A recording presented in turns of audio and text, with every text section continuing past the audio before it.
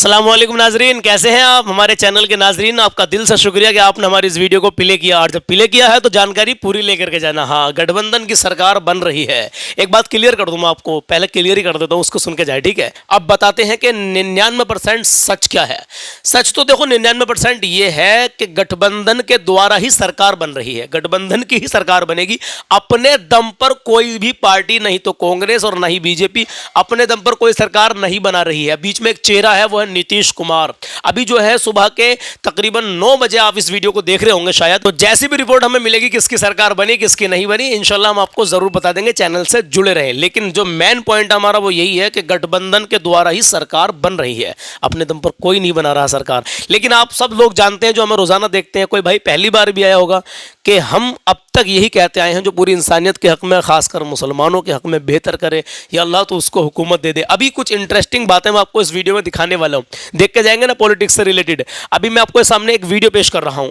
जब आपने यहां तक मेरी बात को मुकम्मल सुना है तो आप इस वीडियो को जरूर देख लें। इसको देखते ही आप समझ जाएंगे कि सलमान भाई इन्होंने क्या क्या कहा। देखिए, जो पत्रकार सच्चे और अच्छे हैं, अल्हम्दुलिल्लाह, जो हक की बात करते हैं, मेरा बड़ा दिल खुश होता है कि जब मैं उनको अपने चैनल पर दिखाता हूं। तो ऐसे ही एक हमारे फराज भाई, उनको मैंने कल दिखाया था। अब एक और हैं, अब इनका चेहरा देख लीजिए, और ये क्या क्या बता रही हैं, इनको ध्यान से सुनना। हो सकता है कि इनकी वीडियो आप देखते हो और ये वीडियो इससे पहले आपके सामने आ गई हो, लेकिन इन्होंने क्या क्या बताया, अभी की हाल ही की वीडियो है, अभी हाल ही की, ठीक है। आप इसको एक बार देख लें, और क्या क्या बातें इन्होंने बताई हैं हमें कमेंट बॉक्स में बाद में जरूर बताना कि आपकी इसमें क्या राय है, ठीक है। तो आइए इस वीडियो को देख लीजिए। इंशाल्लाह मुझे उम्मीद है कि आप जहां भी होंगे खैरियत से होंगे। अल्लाह आपको हमेशा खुश रखे, शादो आबाद रखे। आइए देखिए थोड़ी इंटरेस्टिंग बातें। चुनाव के नतीजे आ गए हैं। जी जी। मोदी 400 सीटें लाने का राजीव गांधी का रिकॉर्ड नहीं तोड़ पाए। उल्टा जनता ने नरेंद्र मोदी और शाह की बीजेपी का घमंड ही तोड़ दिया। बिल्कुल। बीजेपी बहुमत का भी आंकड़ा नहीं छू पाई। हाल ये हो गया दोस्तों कि 400 सीटें ना आने पर बीजेपी के समर्थकों ने अपनी टीवी ही फोड़ दी। सरकार बनाने के लिए चाहिए थी 272 सीटें, लेकिन पूरी बीजेपी 240 सीटों पर ही सिमट गई।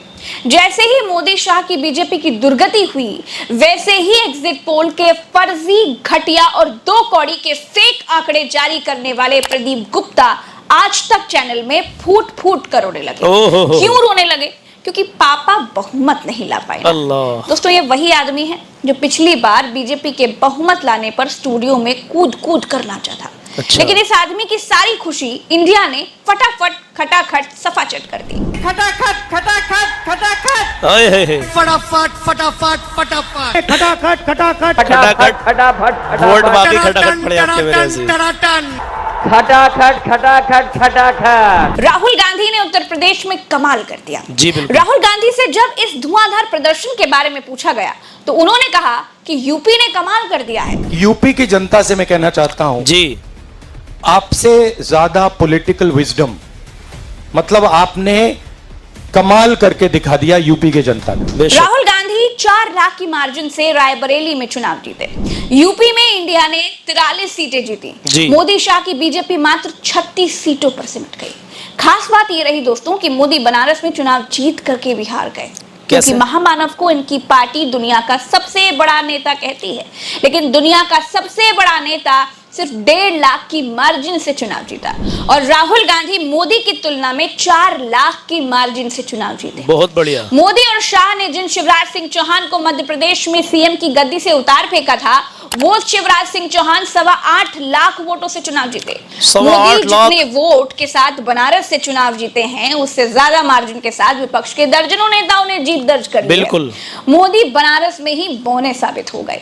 दूसरी बात यह भी है दोस्तों कि अब राहुल गांधी की फ्लाइंग किस पर संसद में चीखने वाली स्मृति ईरानी जी संसद नहीं जा पाएंगी, क्योंकि अमेठी की एक्सीडेंटल सांसद स्मृति ईरानी सोनिया गांधी के पीए किशोरी लाल से बुरी तरह चुनाव हार गई हैं। बड़ी बड़ी बातें हांकने वाली स्मृति ईरानी को जनता ने बुरी तरह हराकर दिल्ली भेज दिया।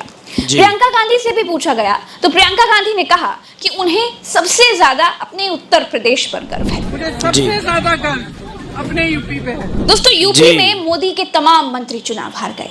ढेर सारे ऐसी सीटें हैं जहां बीजेपी की लुटिया डूब गई। 44 सीटों पर इंडिया गठबंधन को शानदार जीत मिली।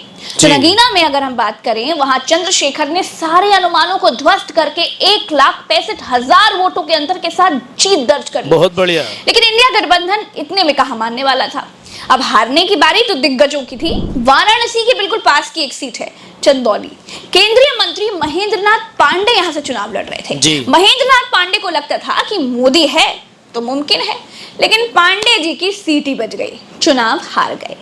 लखीमपुर खीरी में अमित शाह के दुलारे आंखों के प्यारे टेनी महाराज, याद है ना आपको? जी जी, वही जिनके सुपुत्र ने किसानों पर गाड़ी चढ़ा दी थी, थार। हाँ, वो भी अपनी सीट हार गए। जालौन में भानु प्रताप सिंह वर्मा, फतेहपुर में साध्वी निरंजन ज्योति, मोहनलालगंज में मंत्री कौशल किशोर चुनाव हार गए। जी। मंत्रियों की बात करिए तो अर्जुन मुंडा, राजीव, चंद्रशेखर, कैलाश चौधरी तक चुनाव हार गए। ये सब मोदी जी के मंत्री थे। मोदी इनको भी चुनाव नहीं जिता पाए। आज की तारीख में दोस्तों बीजेपी के पास बहुमत नहीं है, और बहुमत ना होने पर क्या बदला वो भी मैं आपको बताती हूँ। जिन राजनाथ सिंह को मोदी ने अपने माले के भीतर नहीं लिया था, याद आया ना? जी हाँ, जैसे ही बीजेपी बहुमत से दूर दिखाई दी, राजनाथ सिंह मोदी के बैठे बिना ही कुर्सी पर बैठ गए। अब इसमें कोई बुरी बात नहीं है, लेकिन संदेश तो बहुत छिपे हैं। वाकई ऐतिहासिक चुनाव था जिसने मोदी जी की लीड को आधे से भी कम कर दिया। तो बिहार में निर्दलीय पप्पू यादव को जिता दिया। नगीना में चंद्रशेखर की मेहनत का सम्मान लोगों ने किया। अच्छा, मैं स्पेशली पप्पू यादव और युवा नेता चंद्रशेखर आजाद के लिए बड़ी खुश हूँ। इनकी मेहनत को जनता ने सच में सराहा है। बिल्कुल। लोकतंत्र का गला घोटने पर आमादा बीजेपी, जिसने इंदौर में खेल करके कांग्रेस के प्रत्याशी का नाम वापस करवा दिया था, वहां 2 लाख लोगों ने नोटा पर वोट देकर के बता दिया कि वो लोकतंत्र को शर्मसार करने वाले लोगों के साथ कभी नहीं है। जी दोस्तों, जनादेश उस गोदी मीडिया के खिलाफ भी है जो एक गठबंधन के आगे घुटनों पर बैठ रही है जी, और दूसरे गठबंधन के नाम का मजाक उड़ाती है, अपमानित कर रही है। ये जनादेश उन तमाम सर्वे एजेंसियों के खिलाफ है जिन्होंने फर्जी एग्जिट पोल के आंकड़े से देश को गुमराह किया। जी। अब जानते हैं, लोगों ने शेयर मार्केट में पैसा लगा दिया और इस फर्जीवाड़े में अपनी सारी कमाई गवा बैठे। ये जनादेश उन चैनल्स के खिलाफ भी है जिन्होंने मोदी को घंटों दिखाया और विपक्ष के लिए एक स्पेस देना भी गैर जरूरी समझा। जाहिर है 4 जून 2024 का यह ऐतिहासिक परिणाम आने वाली तारीखों में याद रखा जाएगा। बिल्कुल। और हर तानाशाही ताकत के सामने आईने की तरह खड़ा होगा। उत्तर प्रदेश में अखिलेश यादव ने और कांग्रेस ने बड़ा अच्छा प्रदर्शन किया। जी। जनता ने बहुत ही अच्छा चुनाव लड़ा, इसके लिए जनता को बधाई। अगर इस बार भी जनता बीजेपी को जवाब नहीं देती दोस्तों, तो एक संदेश जाता, जानते हैं क्या? कि देश में गरीबी, बेरोजगारी, संविधान की रक्षा और अग्निवीर जैसा कोई मुद्दा ही नहीं है। ये जनादेश मोदी के मैजिक की समाप्ति की घोषणा है। मोदी का जितना जादू चलना था चल चुका। जनता ने अब कह दिया है, अब बहुत हुआ बॉस, झूठ की पोटली अपने पास रखो, रोजगार, रोटी और हमारी समस्याओं पर बात करो। बिल्कुल। चलते हैं दोस्तों। बहुत बहुत शुक्रिया आपका, दिल से शुक्रिया। देखिए, मैंने पहले ही कहा था कि मैं उन पत्रकारों को आपको दिखाता हूँ, उनकी खबर देता हूँ। कभी कभी मुझे दिखानी पड़ जाती हैं खबरें, तो जो सच्चे हैं, जो अच्छे हैं, जो हक की बात करते हैं, जैसे कि इन्होंने की है। हाँ, अल्हम्दुलिल्लाह, मैं किसी भी गोदी मीडिया के किसी पत्रकार को आपको कभी नहीं दिखाऊंगा अगर कभी कोई खबर देने वाली बात आई तो, ठीक है?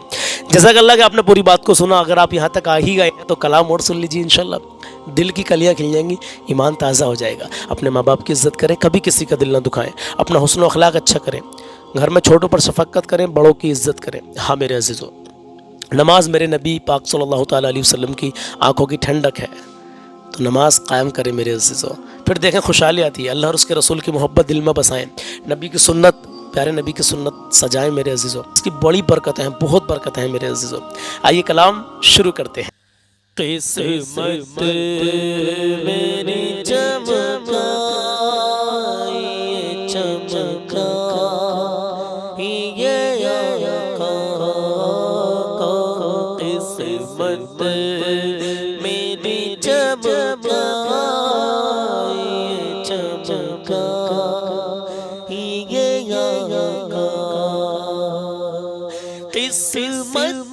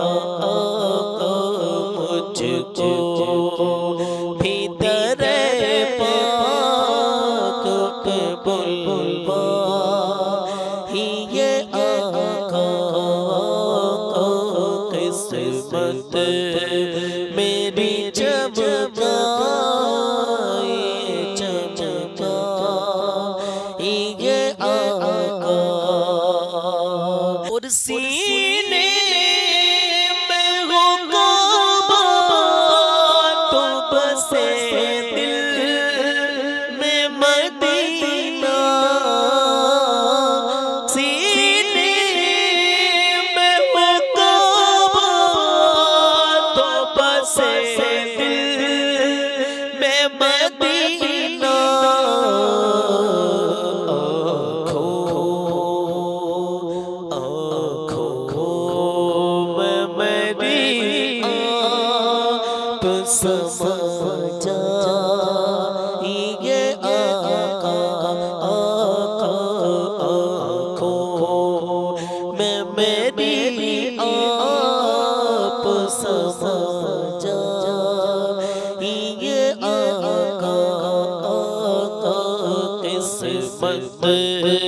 मेरी चमका ये चमका ये आका बेटा बेचे दीदार की खातिर बेचे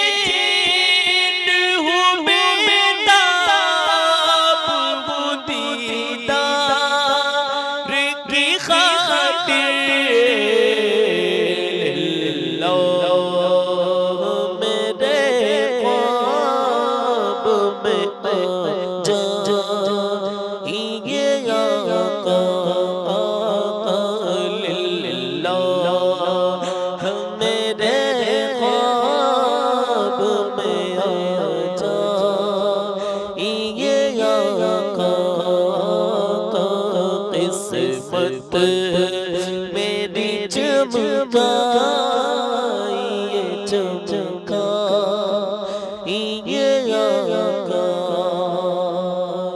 हर संसद तो बलिया तुने घेरा हर संत से बलिया तिने तेरा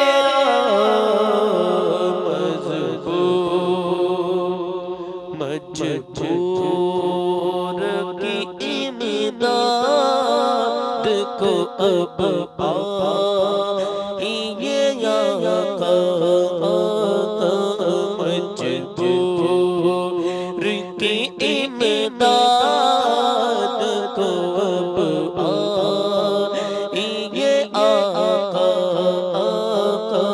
किस्मत मेरी चमका ये चमका ये आका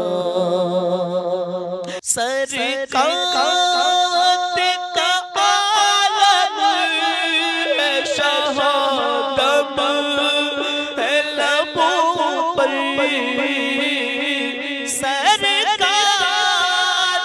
का आलम है शहादम है लबों पर सिरहाने मेरे अब ये आका तशरीफ सिरहाने मेरे अब ये आका तशरीफ सिरहाने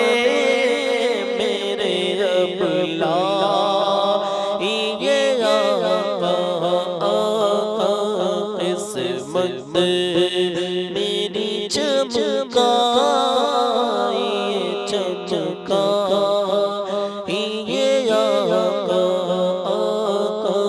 मुझको भी दरे पाक पे बुलवा ये आका वह शख्स है अंधेरा मेरी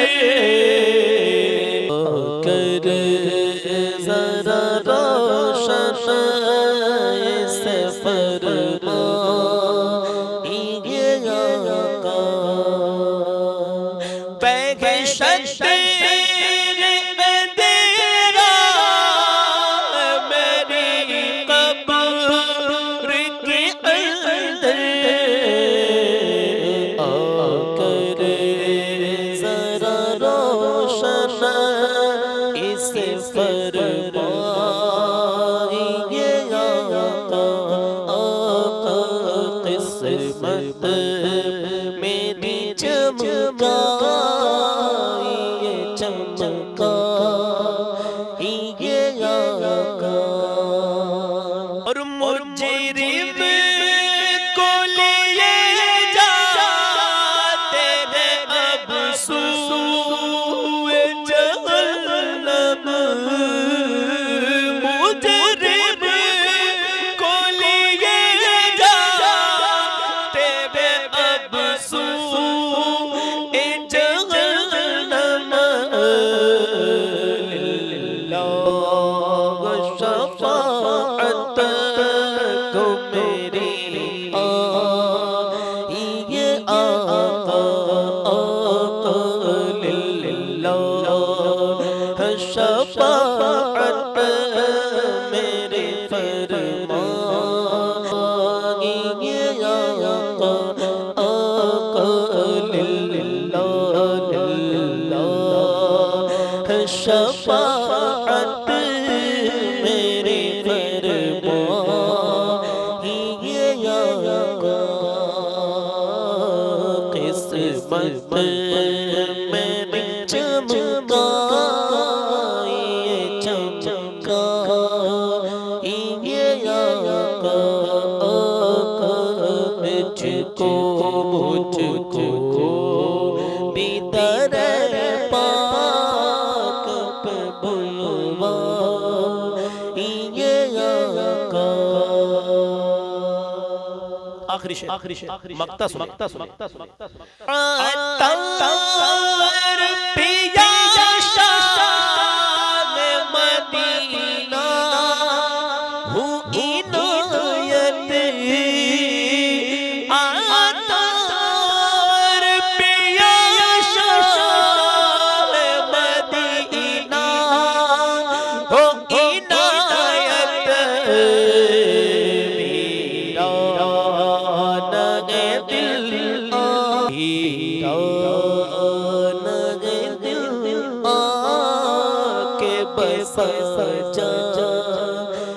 ये आका आका वीरा नगे दिल आके बस जा।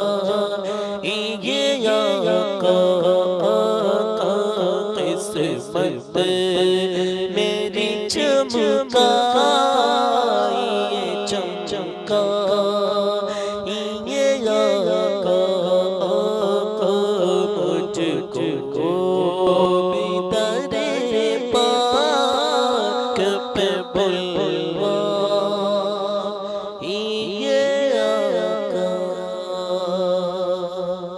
तो मेरे अजीज़ों, जैसा भी कलाम लगा हो बस दुआओं से नवाजे, अल्लाह अपनी बारगाह में कबूल कर ले। मेरी कोई औकात नहीं है, जैसी आवाज़ अल्लाह ने दी है, जैसा कुछ पढ़ रहा हूँ बस मेरे नबी का सदका है, प्यारे आका सल्लल्लाहु ताला अलैहि वसल्लम का सदका है जो मुझे मिला है अल्हम्दुलिल्लाह। और मैं आप तक पहुँचा देता हूँ, मतलब ये आवाज़ आप तक पहुँचा देता हूँ। जज़ाकल्लाह कि आपने आखिर तक मेरी बात को मुकम्मल सुना। अल्लाह आपको शाद आबाद रखे, अल्लाह हमेशा खुश रखे, अल्लाह आपके बीमारों को शिफाता फरमाए। जो भी पूरी दुनिया में मोमिन मुसलमान भाई बहन बीमार हैं, अल्लाह सबको शिफाए कामिला आजिला अता फरमा। या अल्लाह पूरे मुल्क हमारे हिंदुस्तान में अमन सुकून अता फरमा।